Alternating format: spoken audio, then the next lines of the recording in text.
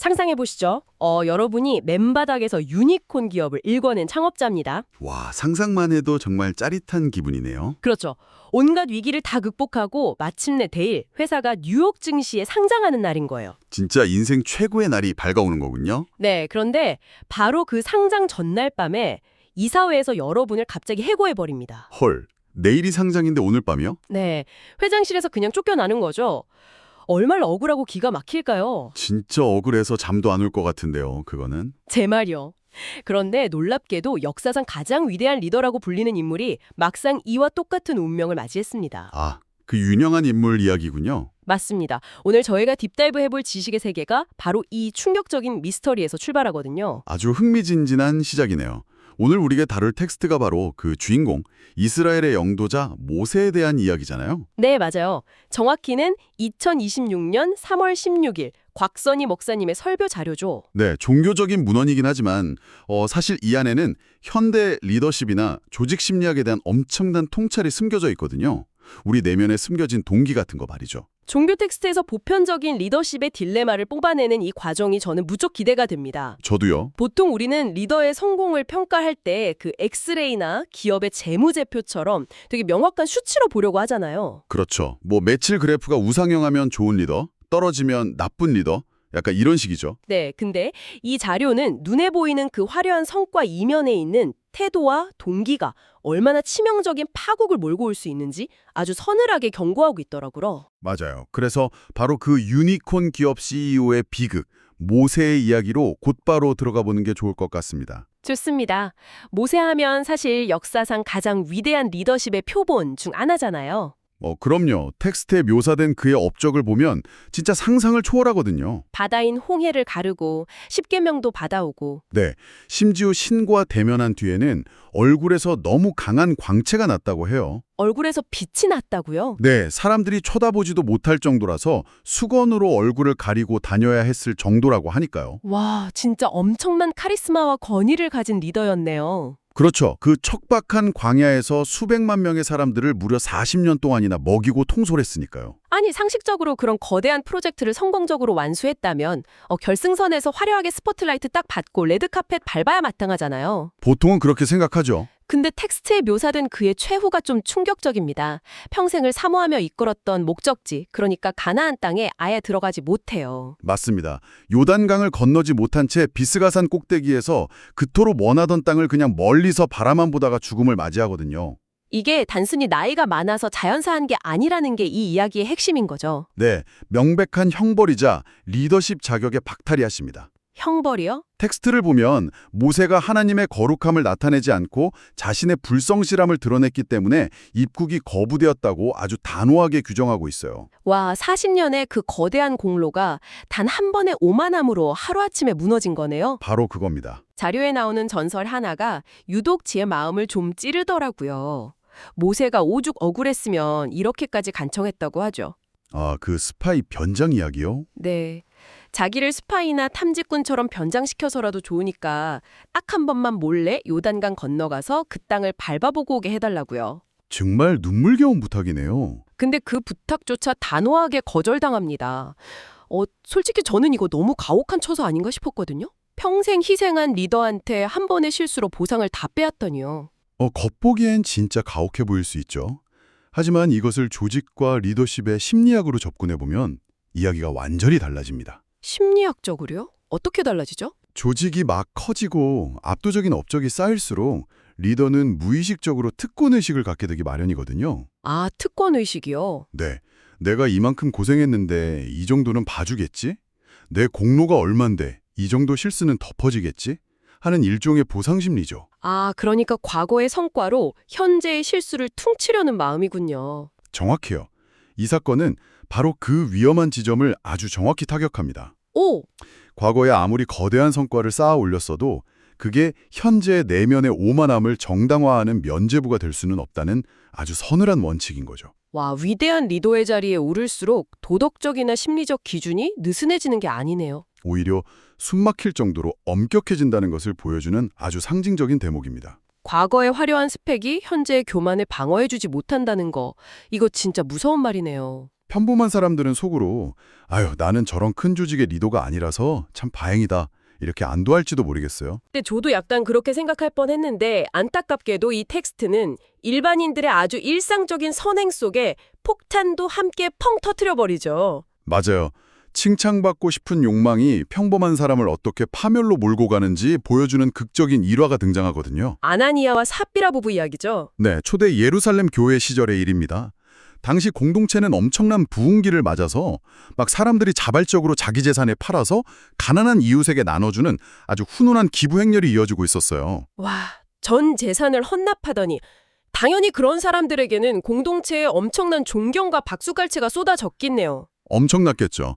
그래서 아나니아와 삽비라 부부도 그 칭찬이 탐났던 모양입니다. 그래서 자신들의 땅을 팔았죠. 네, 땅을 팔았는데 막상 큰돈을 딱 손에 쥐니까 마음이 바뀐 거예요. 아까운 마음이 든 거죠. 이해는 갑니다. 큰돈이 눈앞에 있으니까요. 그래서 절반만 숨겨두고 나머지 절반을 가져가서는 당시 리더인 베드로에게 이게 땅을 판 돈 전부입니다 하고 당당하게 거짓말을 합니다. 전부라고 속인 거군요. 네, 결국 끝까지 거짓말을 고수하던 두 사람은 베드로의 추궁 끝에 그 현장에서 즉사하고 마는데요. 저는 여기서 솔직히 좀 갸우뚱했어요. 아니, 어쨌든 자기 돈 절반을 기부한 거잖아요. 절반이면 적은 돈도 아니죠. 그쵸? 아예 1원도 안 낸 사람들도 멀쩡히 다 살아있는데 굳이 절반이라는 큰 돈을 내고도 이런 끔찍한 결말을 맞이한다는 게 솔직히 선뜻 이해가 안 가더라고요. 너무 극단적인 심판 아닙니까? 이게 물리적인 헌금 액수에 초점을 맞추면 이해하기 진짜 어렵습니다. 돈 액수가 문제가 아니라는 건가요? 진짜 문제는 동기의 오염, 즉 조직 문화를 파괴하는 행위였기 때문이거든요. 동기의 오염이요. 네, 이 부부의 범죄 동기는 단순한 횡령이 아니에요. 남의 돈을 훔친 게 아니라 원래 자기들 돈이었으니까요. 네, 본인들 재산이었죠. 이 사건의 본질은 타인의 순수한 헌신에 쏟아지는 찬사를 자기들도 가로채려 했던 허영심과 인정투쟁에 있습니다. 아, 돈은 아까운데 전 재산을 기부한 사람들이 받는 그 영광이랑 지위는 똑같이 누리고 싶었다. 바로 그겁니다. 그러니까 기부라는 선한 행위 그 자체보다 그 행위로 얻어낼 수 있는 사회적 자본이나 명성에 숟가락을 탁 얹으려고 했다는 거군요. 네, 현대 조직심리학 관점에서 보면 아주 명확해집니다. 어떻게 적용될 수 있을까요? 어떤 팀에서 누군가 이름도 없이 밤을 새워가며 프로젝트를 헌신적으로 이끌고 있는데 다른 팀원이 교묘하게 그걸 자기 성과로 포장해서 칭찬은 다 가져가려 한다고 생각해 보세요. 와, 생각만 해도 진짜 화나는데요? 그 순간 그 조직을 지탱하던 심리적 안정감이랑 동료에는 완전히 박살이 납니다. 아, 베드로가 이걸 성령을 속이려 한 죄라고 무섭게 꾸짖은 이유가 그거군요. 맞아요. 이 부부의 퍼포먼스적인 이타주의가 묵묵히 헌신하던 공동체의 순수성과 신뢰를 뿌리부터 썩게 만드는 아주 치명적인 바이러스였기 때문이죠. 지금 이 방송을 듣고 계신 여러분도 한번 스스로에게 질문해 보셨으면 좋겠어요. 우리가 누군가를 돕거나 선행을 베풀 때 과연 100% 순수한 의도로만 움직일까요? 사실 100% 순수하기가 정말 쉽지 않죠. 마음 한구석에는 누군가 이걸 좀 알아줬으면 아니면 SNS에 올려서 사람들에게 좋은 평가를 받았으면 하는 그런 보이지 않는 감사장을 기대하고 있지는 않은가요? 아주 뼈를 때리는 질문이네요. 선한 한이 뒤에 교묘하게 숨어있는 그 인정 욕구가 사실은 우리의 헌신을 가장 악취나게 만드는 폭탄일 수 있다는 통찰이 정말 무섭습니다. 인정 욕구를 경계하라는 날카로운 지적이죠. 근데 허영심이 개인의 헌신을 조용히 부패시킨다면 이 바이러스가 수십만 명 규모로 커졌을 때는 과연 어떻게 될까요? 수십만 명이요? 재앙이 될 것 같은데요? 텍스트는 거대한 공동체를 통째로 몰락시킨 아주 전염성 강한 감정을 하나 지목합니다. 바로 원망입니다. 원망, 남을 탓하는 거 말이죠. 네, 이집트를 탈출한 이스라엘 백성 1세대 60만 명 중에서 여호수아와 갈렙 딱 2명을 제외한 전원이 목적지인 가나안 땅에 들어가지 못하고 광야에서 죽었다고 나옵니다. 그게 원망 때문이었다고요? 네, 오직 원망 때문이었죠. 잠깐만요. 60만 명 중에서 단 2명만 빼고 전부 다 죽었다고요? 아니, 이 사람들은 노예 생활에서 해방될 때 막 10가지 재앙을 눈앞에서 직접 본 사람들이잖아요. 맞아요. 그리고 홍해가 쫙 갈라져서 마른 땅으로 건너는 그야말로 블록버스터급 기적을 체험한 집단 아닙니까? 게다가 하늘에서 매일 식량이 떨어지는 혜택까지 누렸잖아요. 인류 역사상 가장 스펙타클한 기적의 한 가운데 있던 사람들이죠. 근데 왜 그렇게 원망을 한 거예요? 사막에서 마실 물이 좀 떨어지거나 고기를 못 먹어서 입맛이 없다는 이유 등 아주 현실적이고 당면한 고난이 닥치니까 그 거대한 은혜를 완벽하게 삭제해버린 겁니다. 와, 기억 상실이네요, 완전. 원망의 심리를 깊이 들여다보면 흥미롭습니다.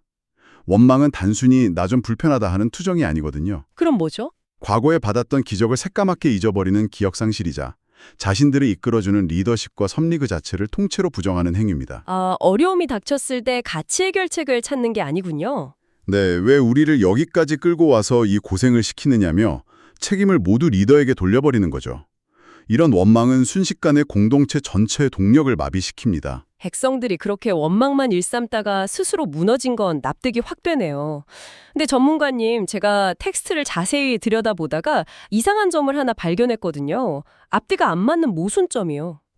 어떤 부분에서 모순을 느끼셨나요? 방송 초반에 모세가 요단강을 건너지 못하고 형벌을 받았다고 저희가 이야기했잖아요. 네, 그랬죠. 그런데 정작 모세는 하나님을 직접 원망한 적이 없더라고요.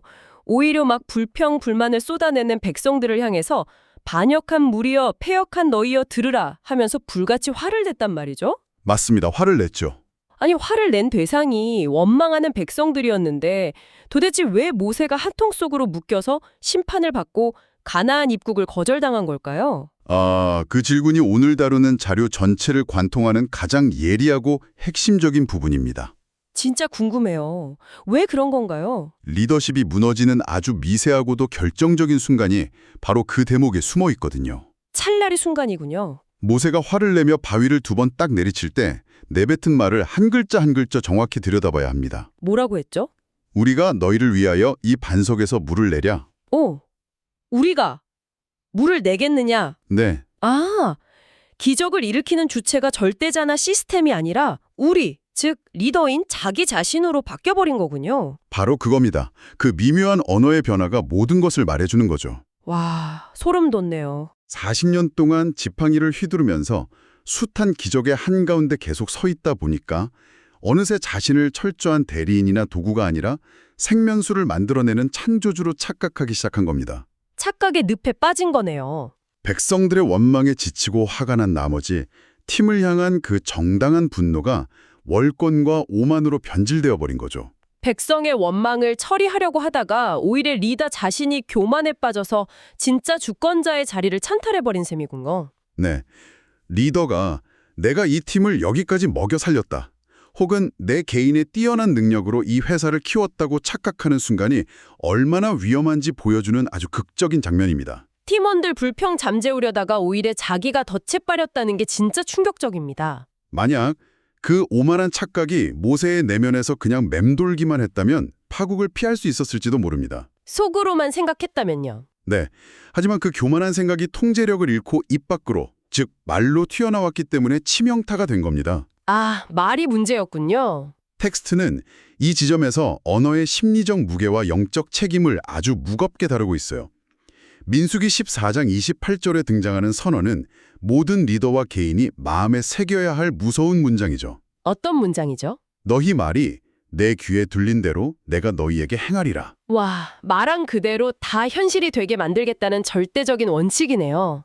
일종의 자기 충족적 예언 같은 거고요. 네, 텍스트는 이 언어의 힘을 극명하게 보여주기 위해서 긍정적인 사례와 아주 섬뜩한 부정적인 사례를 나란히 배치합니다. 저도 봤어요. 먼저 아인슈타인의 어머니 일화가 참 인상적이더라고요. 아주 유명한 일화죠. 어린 아인슈타인의 성적표에 교사가 이 아이는 무슨 공부를 해도 성공할 가능성이 없다. 이렇게 거의 저주에 가까운 평가를 적어 보냈잖아요. 일반적인 부모라면 그 성적표 보고 막 크게 실망하면서 아이를 윽박질러 쓸 겁니다. 너 왜 이러냐면서 혼냈겠죠. 하지만 아인슈타인의 어머니는 그 끔찍한 언어를 완전히 다른 프레임으로 재해석해서 아이에게 들려줍니다. 너는 다른 사람과 다르기 때문에 천재가 될 수 있다. 이렇게요. 네, 결국 어머니의 그 단단한 말 한마디가 아이의 뇌구조와 잠재력을 재조직해서 우리가 아는 그 천재 과학자를 만들어낸 거잖아요. 말이 사람을 살린 거네요. 근데 이와 정반대로 분노에 휩싸여 내뱉은 말이 돌이킬 수 없는 비극을 부른 이야기도 등장하잖아요. 네, 부부싸움 사례가 나오죠. 부부싸움을 하던 아내가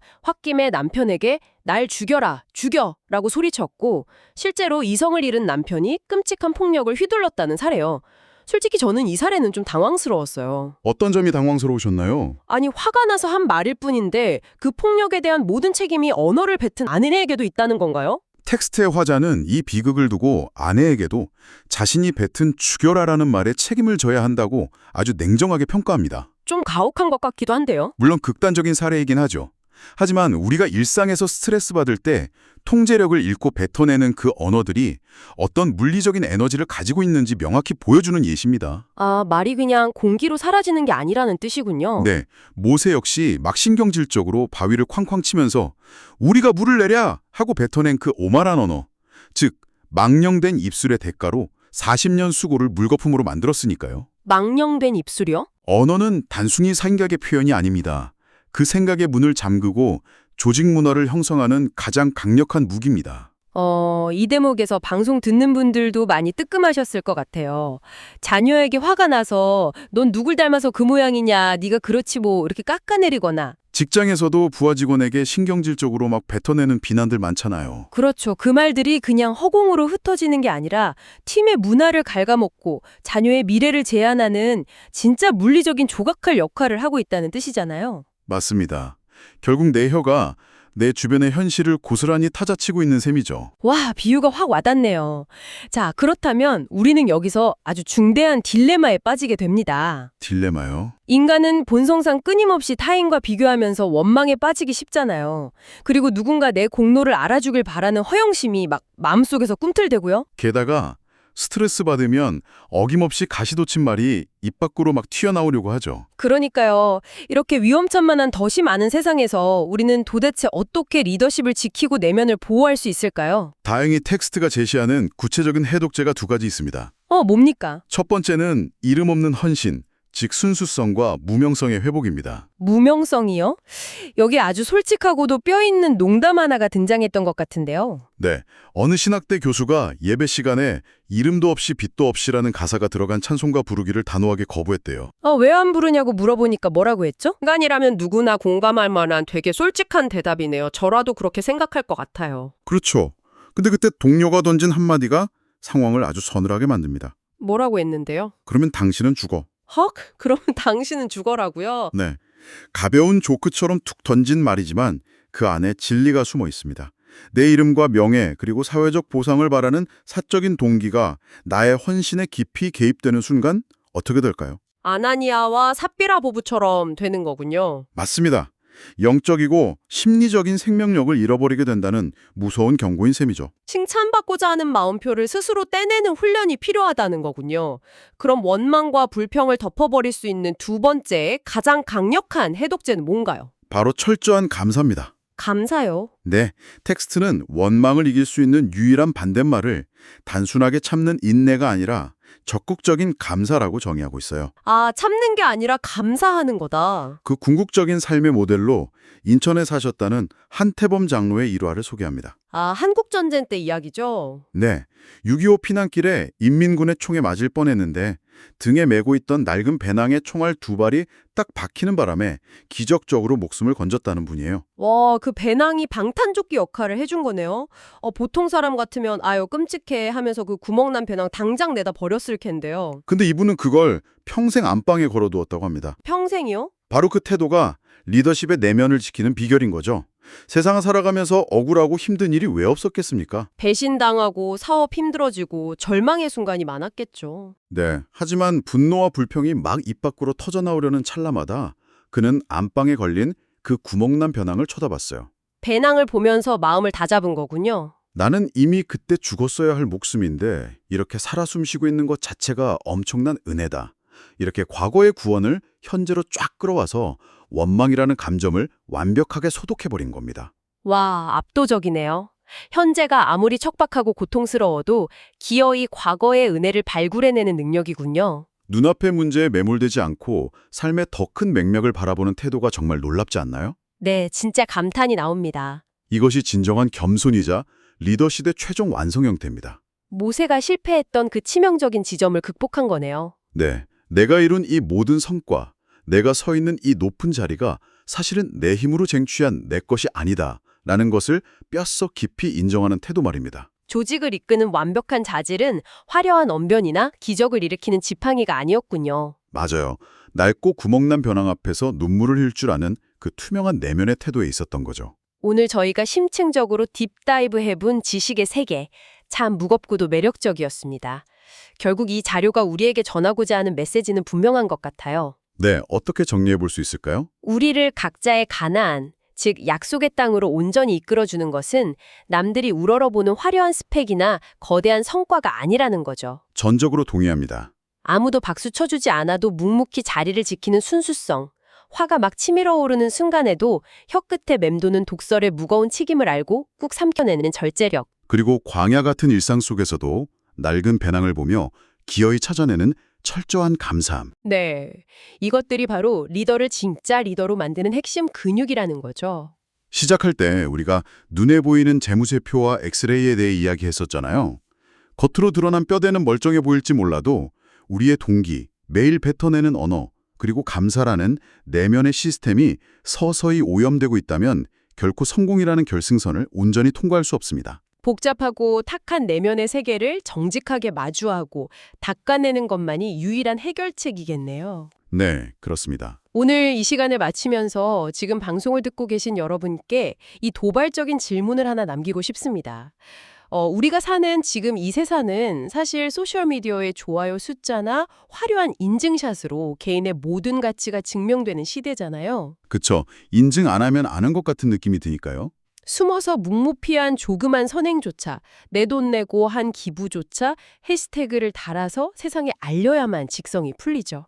이런 시대에 과연 이름도 없이 빛도 없이 존재한다는 게 가능할까요? 정말 쉽지 않은 도전이죠. 혹시 타인에게 인정받고자 하는 우리의 그 너무나 당연하고 자연스러운 욕망이 가장 아름다워야 할 우리의 땀과 성취를 속에서부터 서서히 부패시키고 있는 것은 아닐까요? 뼈아픈 질문이네요. 그래서 여러분께 제안합니다. 오늘 하루 해시태그도 없고 인증샷도 남기지 않는 아무도 모르게 온전한 여러분만의 은밀한 선행을 딱 하나쯤 시도해보는 건 어떨까요? 마음속 엑스레이에 아주 깨끗하고 맑은 흔적 하나를 남기는 마음으로 말이죠. 아주 좋은 제안입니다. 네, 여러분의 내면을 향한 딥다이브가 여기서 끝나지 않기를 바랍니다. 오늘 저희가 준비한 이야기는 여기까지입니다. 함께해 주신 여러분 감사합니다. 감사합니다.